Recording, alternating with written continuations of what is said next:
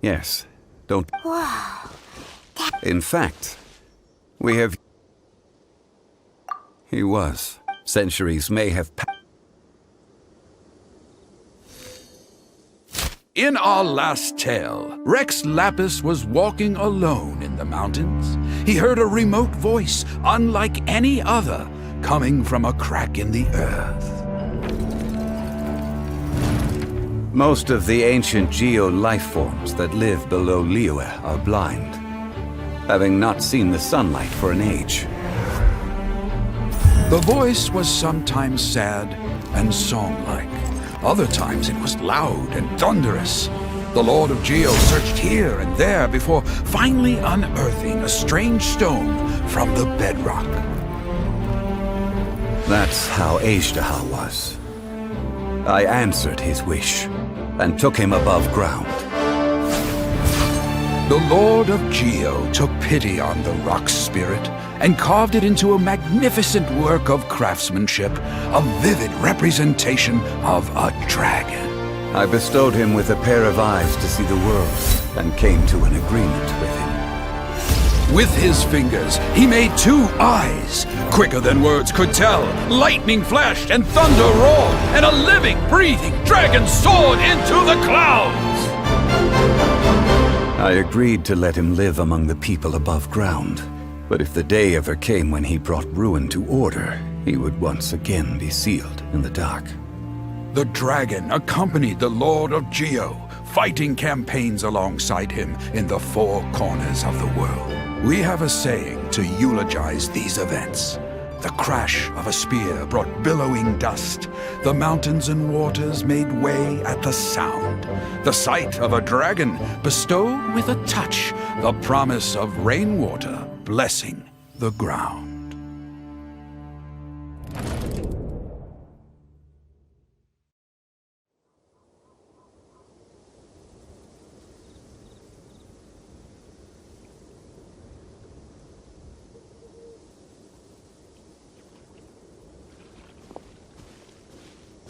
A 1,000 years ago, Azhdaha attacked the chasm. I tried to obstruct him, fighting him tooth and nail down the length and breadth of the mine. Finally, I brought him down and sealed him underground. During that battle, Dragonfall was born. Azhdaha could sense the stone.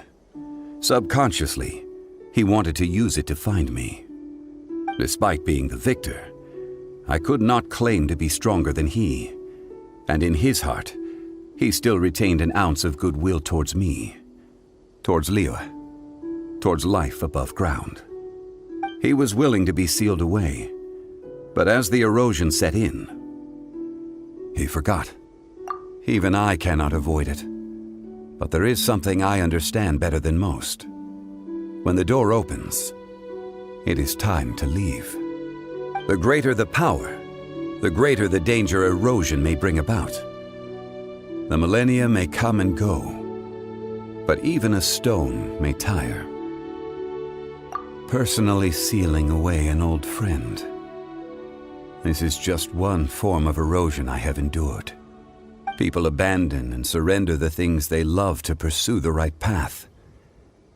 Perhaps this is the erosion imposed on me by the natural order of this world.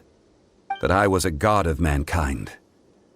My identity may change, but my eyes will bear witness to the history of humanity. You still care a lot about Liyue. Call it part of my duty. I must thank you both. No worries!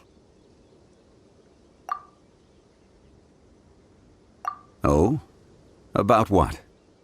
Oh yeah, Paimon nearly forgot! So, not long ago, we met a guy called Dane. He told us about Conria and the punishment of the gods. That's when we realized that those events were connected to the person we're searching for. Zhongli, you're a god. You've lived through thousands of years of history.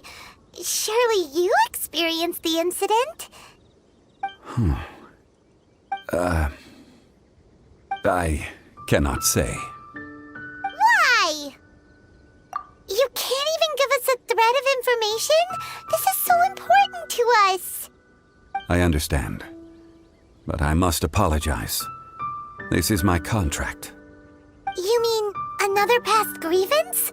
Like the incident with Azhdaha? Too painful to talk about? It was signed before it all began. I have always honored the contract. And kept my silence. How can you be like that? You two are friends to me. I can assure it brings me no pleasure to disappoint you.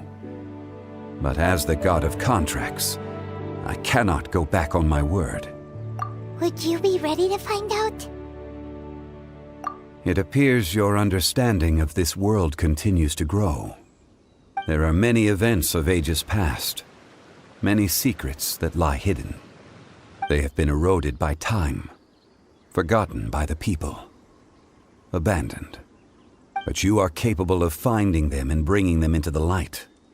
Those who come to witness will witness. Those who are born to remember will remember. If you take the same road as that person, there may be more difficulties ahead.